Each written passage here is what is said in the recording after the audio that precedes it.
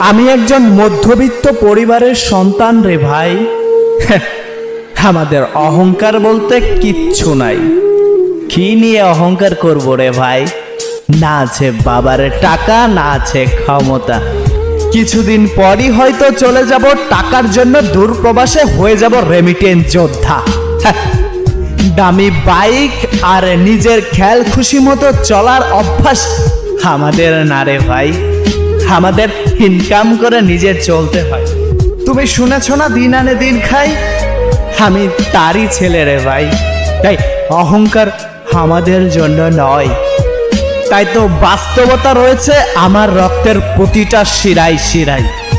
তুমি যখন দামি বাইক নিয়ে ঘোরো সারা বাংলায়, তখন আমরা ভোর 6টায় ঘুম থেকে উঠে কর্মে যাই টাকার প্যারায়।